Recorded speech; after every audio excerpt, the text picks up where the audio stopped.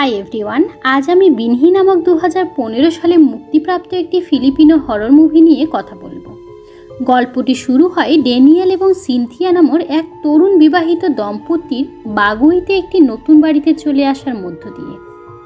Miss sands তাদের স্বাগত জানান এবং তাদের কথোপকথনের সময় আমরা জানতে পারি যে বাড়িটি আসলে ড্যানিয়েলের বন্ধু অ্যালেক্সের। বাড়িটি বেশ বড় এবং সুন্দর ছিল, কিন্তু এটি মূল শহর থেকে অনেক দূরে। আশেপাশে বেশি লোক নেই, কিন্তু সিনথিয়ার জন্য এটি কোনো সমস্যা ছিল না। বরং প্রথম দর্শনে সে বাড়িটির প্রেমে পড়ে যায়। এখানকার শান্ত পরিবেশটি তার কাছে আরও বেশি আকর্ষণীয় ছিল। এই জায়গাটি তার কাছে সম্পূর্ণ নতুন, তাই সে এই নতুন শুরুর জন্য উত্তেজিত ছিল। কিন্তু ড্যানিয়েলের জন্য পরিস্থিতি ছিল ভিন্ন। এটি আসলে তার নিজের শহর, তার জন্মস্থান। এখানেই তার জন্ম ও বেড়ে ওঠা। তার স্কুল, কলেজ সবই এখানে ছিল, কিন্তু স্নাতক শেষ করার পর সে মানালিতে চলে যায়। সে গত 8 বছর ধরে সেখানে থাকছিল, তাই নিজের শহরে ফিরে এসে তার খুশি হওয়ার কথা থাকলেও তার চোখে মুখে কোনো উচ্ছ্বাস নেই, বরং সেখানে এক অদ্ভুত বিষণ্ণতা ছিল। আসলে এখানে ফিরে আসার কোনো ইচ্ছাই ছিল না তাকে রীতিমতো বাধ্য করা হয়েছে। সে আগে থেকে আর্থিক সংকটে ছিল। বেচারা তার নতুন বিয়ে এবং আসন্ন সন্তান নিয়ে খুব কঠিন পরিস্থিতিতে ছিল। সিনথিয়ার বাবা মা তাকে আর্থিক সহযোগিতার প্রস্তাব দিলেও ড্যানিয়েল তা নিতে স্বাচ্ছন্দ্য বোধ করেনি। তার মূল কারণ ছিল আসলে সে চায়নি যে তাদের কোনো রকম সাহায্য নিয়ে সে বেঁচে থাকুক, কারণ পরবর্তীকালে যদি তারা এই বিষয়ে তাকে খোঁটা দেয়, এ কারণেই মূলত সে তাদের কাছ থেকে কোনো টাকা নিতে চায়নি। এটা এড়ানোর জন্যই ড্যানিয়েল অবশেষে তার সবচেয়ে ভালো বন্ধু অ্যালেক্সের সাথে কথা বলল। অ্যালেক্স তাকে তার কোম্পানিতে অংশীদার হিসেবে যোগ দেওয়ার সুযোগ দিল, কিন্তু কাজটি ছিল বাগুইতে।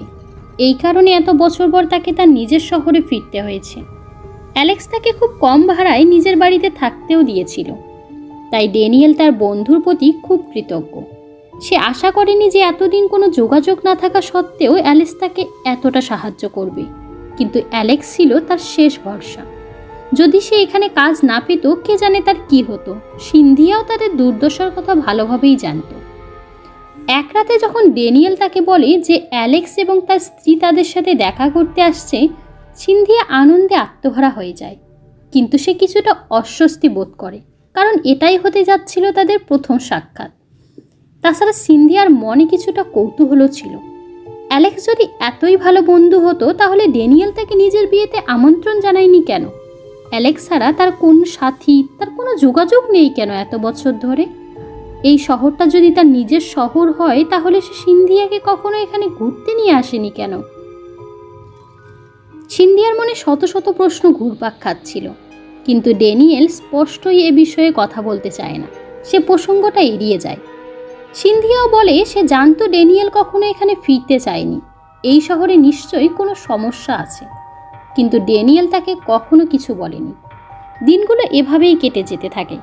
ধীরে ধীরে সিনথিয়া তার নতুন জীবনে অভ্যস্ত হতে শুরু করে এবং ড্যানিয়েলও তার চাকরিতে বেশ ভালোভাবে মানিয়ে নিচ্ছিল। সিনথিয়া একটি নতুন শহরে এত দ্রুত মানিয়ে নিতে পারবে সে আশা করেনি। মিসেস স্যান্ডস তাদের জন্য মারিং নামে একজন গৃহকর্মীর ব্যবস্থা করে দেন, যাতে সিনথিয়াকে সারাদিন একা থাকতে না হয়। কিন্তু এরই মধ্যে তাদের চারপাশে কিছু অদ্ভুত ঘটনা ঘটতে শুরু করে, যার কোনো ব্যাখ্যা ছিল না তাদের কাছে। যেমন প্রতিদিন সকালে ড্যানিয়েল যখন কাজে বের হতো, সিনথিয়ার মনে হতো কেউ তাকে গোপনে দেখছে, কারো চোখ তাকে অনুসরণ করছে। এমনকি সে ছোট বাচ্চাদের হাসির শব্দও শুনতে পাচ্ছিল। প্রথমে সে ভেবেছিল এটা হয়তো পাড়ার কোনো বাচ্চা, তাই সে তেমন পাত্তা দেয়নি।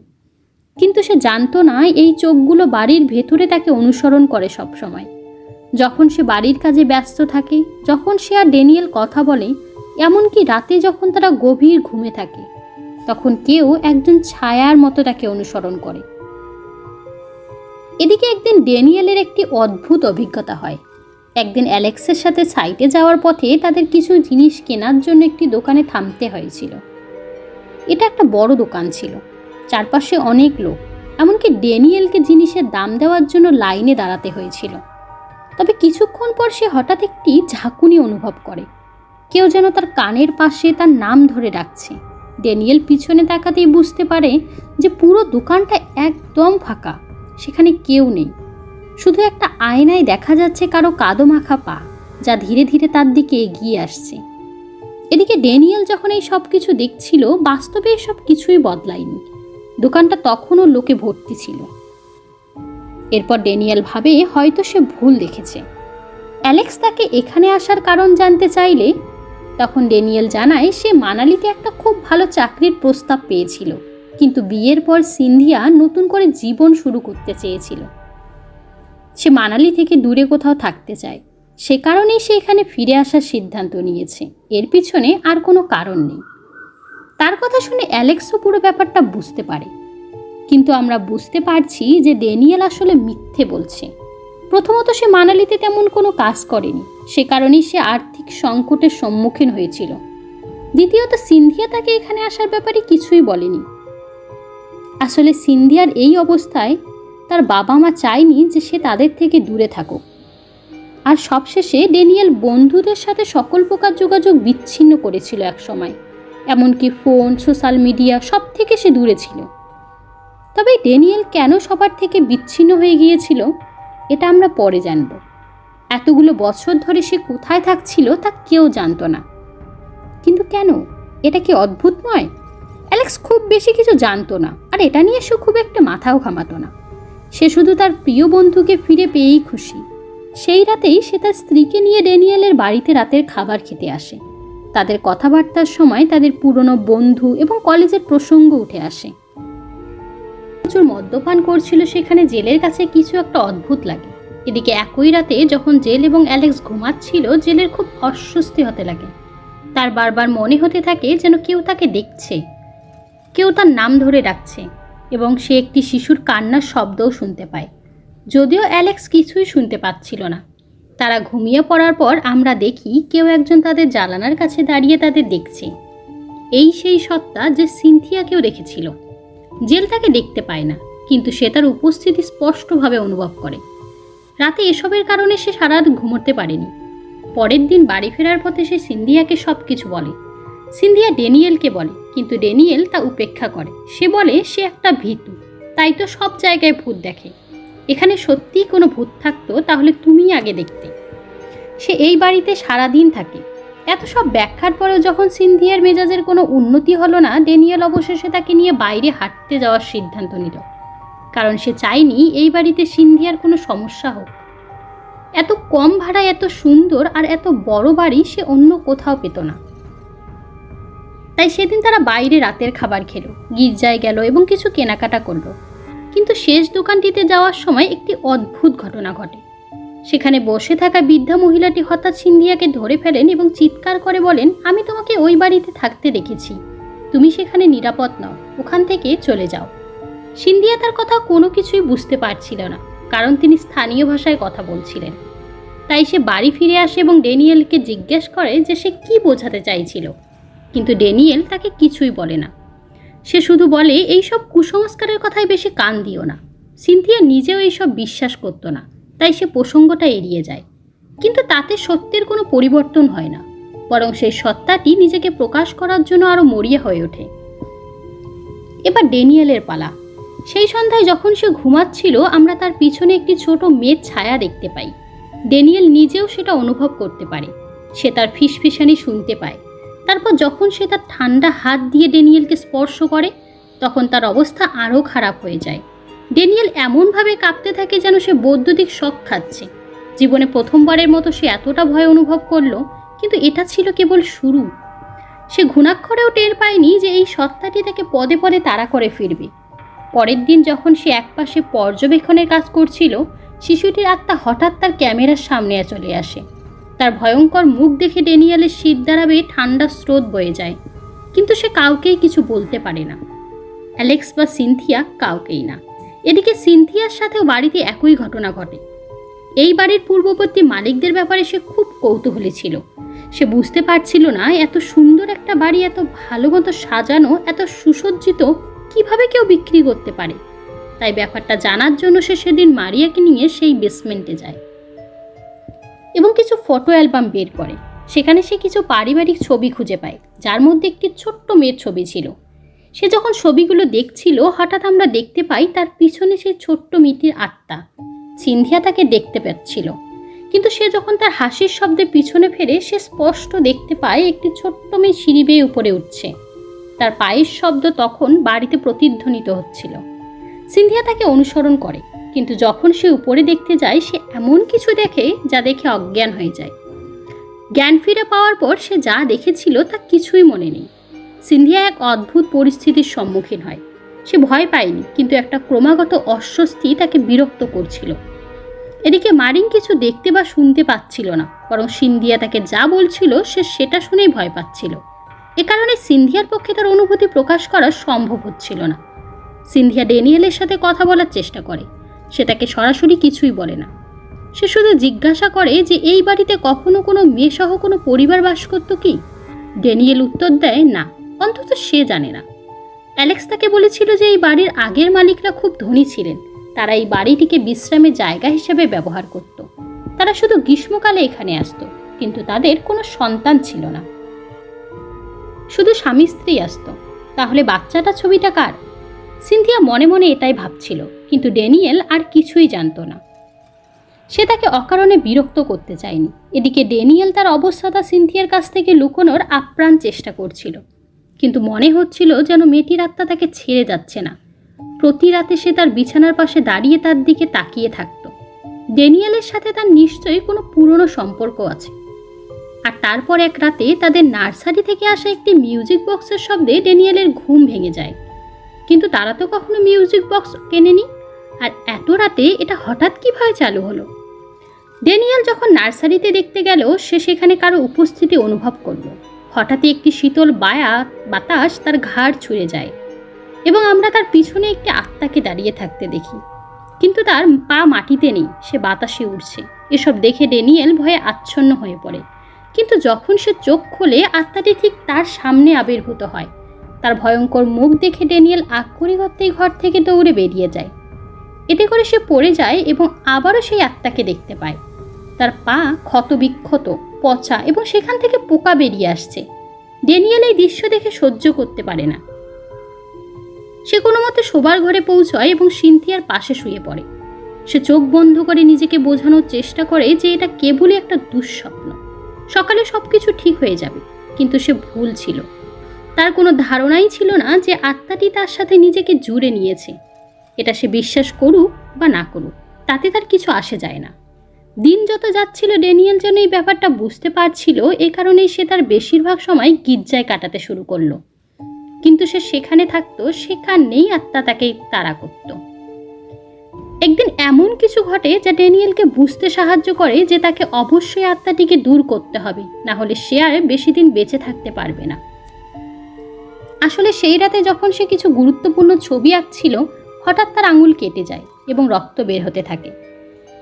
সেই দেখে সিনথিয়া তার কাছে আসে এবং আঙ্গুলটি নিয়ে তার নিজের মুখে পুরে দেয়।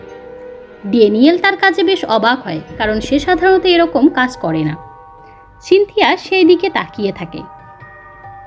ড্যানিয়েল দেখে সিনথিয়ার চোখ দুটো পুরোপুরি লাল হয়ে গেছে, আর অদ্ভুতভাবে সেটি কালো হয়ে আসছে। ড্যানিয়েলের রক্তে তার দাঁতগুলো লাল হয়ে আছে, তার ঠোঁট দুটো লাল। দেখে মনে হচ্ছে যেন ইচ্ছে করে ড্যানিয়েলের রক্ত পান করছে সে।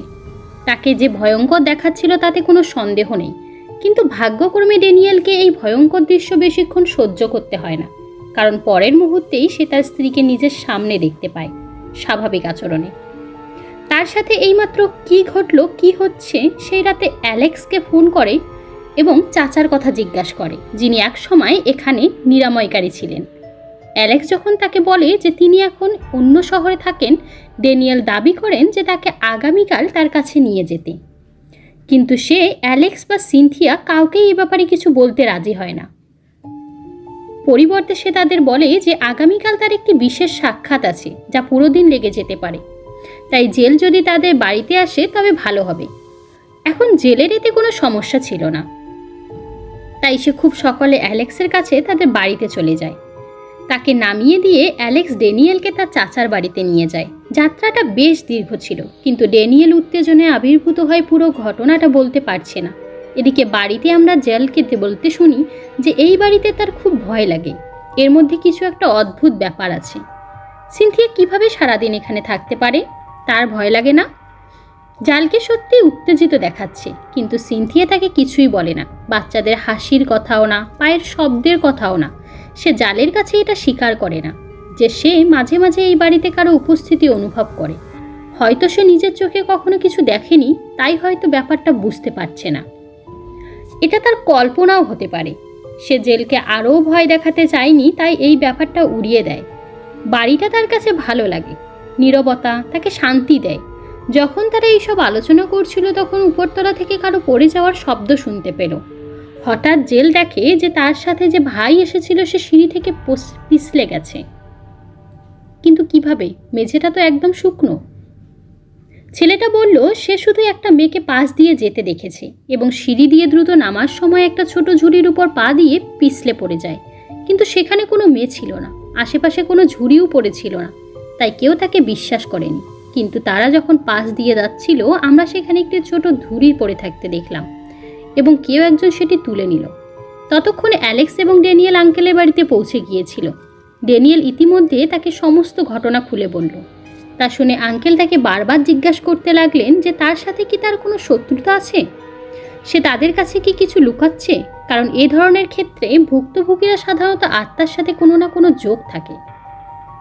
এছাড়া সে ড্যানিয়েলকে জিজ্ঞাসা করে যে নতুন বাড়িতে আসার পর কি তারা কোনো পরিবর্তন করেছিল, কোনো কিছু খুঁড়েছিল। ড্যানিয়েল উত্তর দেয় না, সেরকম কিছুই সে করেনি। আঙ্কেল কিছুটা বিভ্রান্ত হয়ে একটা রিচুয়ালে বসে, কিন্তু কোনো এক অত্যন্ত শক্তিশালী শক্তি কাকাকে অনুষ্ঠানটি সম্পূর্ণ করতে দিচ্ছিল না। সে শক্তিটি ড্যানিয়েলের উপর খুব রেগে আছে, সে তাকে প্রচণ্ড ঘৃণা করে। কাকা ড্যানিয়েলকে সতর্ক করে দেন যে এই শক্তি দিন দিন আরও শক্তিশালী হয়ে উঠছে। ড্যানিয়েলকে এর থেকে নিজেকে মুক্ত করতে হবে। তাদের ওই বাড়ির পূর্ববর্তী মালিকদের সাথে কথা বলতে হবে, তারা অবশ্যই কিছু একটা লুকোচ্ছে। এসব যখন ঘটছে তখন বাড়িতেও একটি কেলেঙ্কারি ঘটে। গভীর রাতে সিনথিয়া যখন যথারীতি জল খেয়ে রান্নাঘরে যায়, আমরা তার চারপাশে সেই আত্মাটিকে দেখতে পাই, যাকে সে অবশেষে এবার দেখতে পায়। সে বাড়ির পেছনে দাঁড়িয়ে কাঁদছিল। সিনথিয়ার কণ্ঠস্বর তাকে নিজের দিকে টেনে নেয়, কিন্তু যখন সে ফিরে তাকায় তার ভয়ঙ্কর মুখটা দেখে সিনথিয়া ভয়ে অজ্ঞান হয়ে যায়। ভাগ্যক্রমে তার চিৎকারে জালের ঘুম ভেঙে যায়। সে সিনথিয়াকে সঙ্গে সঙ্গে হাসপাতালে নিয়ে যায় এবং ডাক্তার জানায় যে তাদের সিনথিয়া এবং তার বাচ্চা দুজনেই সেখানে নিরাপদ আছে। এদিকে জ্ঞান ফিরে পাওয়ার পর সিনথিয়া বেশি কিছু বলতে পারে না।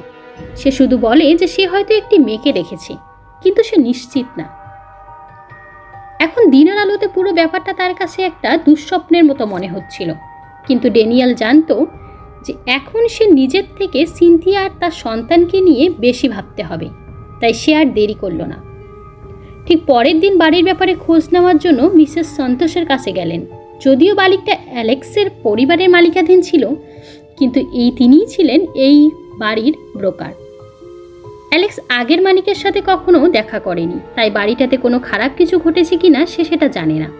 মিসেস সন্তোষ তার সাথে দেখা করার পর ড্যানিয়েলের প্রথম প্রশ্ন ছিল ওই বাড়িতে কি কেউ মারা গিয়েছিল, কিন্তু তিনি জানান না, তারা এখানে মাত্র কয়েকদিন থাকতে এসেছিলেন। তারা এই বাড়িটি খুব পছন্দ করেছিলেন, তারা এটা বিক্রি করতেও চাননি, কিন্তু তাদের স্থায়ীভাবে মার্কিন যুক্তরাষ্ট্রে চলে যেতে হয়েছিল, তাই তারা তাদের অন্যান্য সম্পত্তি এবং কোম্পানির সাথে এই বাড়িটাও বিক্রি করেছেন। আর এর আগের মালিকের কথা বলতে গেলে তারা ছিলেন গাসম্যান পরিবার। তারা এই বাড়ির মূল মালিক। এখানে আর কেউ কখনো থাকেনি, কিন্তু তাদের পরিবারের কেউ এই বাড়িতে মারা যায়নি। মিসেস সন্তোষ ঠিক এই কথাটি বলেই হঠাৎ থেমে যান। ড্যানিয়েল বুঝতে পারে তিনি কিছু একটা লুকোচ্ছেন। হঠাৎ ড্যানিয়েলকে তিনি বলেন যে হ্যাঁ, একটি সড়ক দুর্ঘটনার পর তারা হঠাৎ হারিয়ে যায়। তার একটা 8 বছরের মেয়ে ছিল, কিন্তু গাড়ি থেকে তারা হঠাৎ ওই মেয়েটি হারিয়ে যায়। অ্যাক্সিডেন্ট করার পর কোথাও সে তার মেয়েটিকে খুঁজে পায়নি। তার বাবা তাকে সবখানে খুঁজেছে, এমনকি তার মৃতদেহটি পর্যন্ত পায়নি। বেচারি মিসেস গুসম্যান শোকে পাগল হয়ে গেলেন এবং তিনি সেই কাজের জন্য নিজেকে দায়ী মনে করলেন। তারপর বছরের পর বছর অপেক্ষার পর তার কোনো উত্তর পেল না। তদন্তও বন্ধ করে দেওয়া হলো এবং তারাও বাক্যটি বিক্রি করে অন্যত্র চলে গেলেন। সেই মেয়েটির কি হলো আজ পর্যন্ত কেউ জানে না। এর সাথে সাথে তিনি চুপ হয়ে যান, আর আমরা ড্যানিয়েলের মুখ ফ্যাকাশে হতে দেখি। সম্ভবত সে বিশ্বাস করতে শুরু করেছিল যে এটা সেই মেয়েটির আত্মা। এটা জানার একটাই উপায় ছিল সেই মেয়েটির একটি ছবি, যা কেবল রেজিস্টারেই খুঁজে পাওয়া যেত। তাই সে সেখানে শুতে যায় এবং সে মেয়েটির ছবিটি খুঁজে বের করে। ছবিটি দেখার পর তার হাত পা ঠান্ডা হয়ে গিয়েছিল, কারণ এটা সেই মেয়েটিই ছিল। কিন্তু ড্যানিয়েলের ভয়ের একমাত্র কারণ ছিল না, সে আরও কিছু উপলব্ধি করেছিল। সে বুঝতে পেরেছিল আজ যে সমস্ত কষ্ট সে পাচ্ছে এর কারণ সে নিজেই। মেয়েটির আত্মা তাকে শুধু এ কারণে যন্ত্রণা দিচ্ছিল না যে তার বাড়িতে এতদিন তারা থাকছে, বরং তার সাথে তার একটা দীর্ঘদিনের সম্পর্ক আছে। এই পর্যায়ে দৃশ্যটি একটি ফ্ল্যাশব্যাকে চলে যায় এবং আমাদের ড্যানিয়েলের গ্রাজুয়েশন পার্টির রাতটি দেখানো হয়, যখন সে মাতাল অবস্থায় গাড়ি চালাচ্ছিল। তার চোখে ঘুম, কিন্তু সেই অবস্থায় সে ধূমপান করছিল।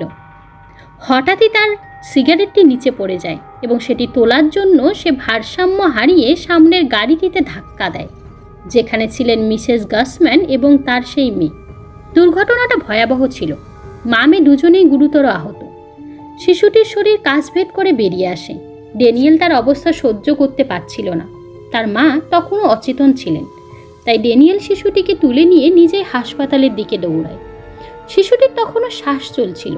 যদি সে চিকিৎসা পেত হয়তো বেঁচে যেত। হাসপাতালে পৌঁছানোর সাথে সাথেই ড্যানিয়েল তার সাহস হারিয়ে ফেলে। সে তার ভবিষ্যৎকে মিলিয়ে যেতে দেখে। তার মনে হয় এই মেয়েটির বেঁচে থাকার সম্ভাবনা খুবই কম। যদি সে মারা যায় তাহলে তাকে সারা জীবন জেলে কাটাতে হবে। তার কেরিয়ার, স্বপ্ন সবকিছু ধ্বংস হয়ে যাবে। তাই সে সেদিন আত্মসমর্পণ না করে বরং সে করে বসে এক মারাত্মক ভুল। সে একটি জঘন্য অপরাধ করে। সে সেই মেয়েটিকে তার কলেজ ক্যাম্পাসের পেছনের জঙ্গলে নিয়ে যায়। সেখানে একটি গর্ত করে তাকে পুঁতে ফেলে, এটা জেনেও যে তখনও সেই মেয়েটি জীবিত ছিল। এরপর তার অপরাধবোধ থেকে বাঁচতে অনেক কিছু করতে হয়। সে শহর ছেড়ে চলে যায়। সে তার বন্ধুদের সাথে যোগাযোগ ছিন্ন করে একটি নতুন শহরে চলে গিয়েছিল। যথাসম্ভব নিজেকে লুকিয়ে একটি নতুন জীবন গড়ার চেষ্টা করেছিল। কিন্তু ভাগ্যের পরিহাসে সে আবারও এই শহরে ফিরে আসে। তাকে সেই জায়গাতে আশ্রয় নিতে হয়েছিল যেখানে তার সর্বনাশ অপেক্ষা করছিল, তার উপর প্রতিশোধ নিতে। এটা যদি ভাগ্যের পরিহাস না হয় তবে আর কি? সেই আত্মাটি আসলে অশুভ ছিল না। সেই আত্মাটি এটা ছিল একটা প্রতিশোধ। তাই সে ড্যানিয়েল ছাড়া আর কারো ক্ষতি করেনি। দোষটা সেই বাড়ির ছিল না, আবার সেই ছোট্ট মেয়েটির আত্মারও ছিল না। এই গল্পে যদি কোনো খলনায়ক থেকে থাকে সেটা ছিল স্বয়ং ড্যানিয়েল। তার সাথে কি ঘটছে সেটা সম্পর্কে শুরু থেকেই তার একটা ধারণা ছিল, কিন্তু সে বিশ্বাস করতে রাজি ছিল না। কিন্তু এখন সব কিছু জানার পর সে বুঝতে পারল এটাই তার নিয়তি। এই সব কিছু তার নিজের কাজের ফল। হয়তো তাকে বাকি জীবনেই সব কিছু সহ্য করতে হবে। এই সব কিছু ভাবতে ভাবতে ড্যানিয়েল যেন ভাগ্যের জোরে গাড়ি চালাচ্ছিল। হঠাৎ সে বুঝতে পারল যে সে হাইওয়েতে পৌঁছে গেছে এবং এটা সেই রাস্তা ছিল যেখানে 8 বছর আগে সেই ভয়ঙ্কর অপরাধটি হয়েছিল। এটা বুঝতে পেরে তার শরীর কাঁপতে থাকে। হঠাৎই গাড়িটি নিয়ন্ত্রণের বাইরে চলে যায়। হঠাৎ পেছন থেকে একটি ট্রাক এসে ধাক্কা দিতেই ঘটনাস্থলেই তার মৃত্যু হয়। অবশেষে তাকেও সেই একই যন্ত্রণা ভোগ করতে হয় যা সেই সময় সেই ছোট্ট জীবনটির উপর চাপিয়ে দিয়েছিল। অবশেষে শিশুটি তার প্রতিশোধ নিয়েছে। কিন্তু গল্পটা এখানেই শেষ নয়।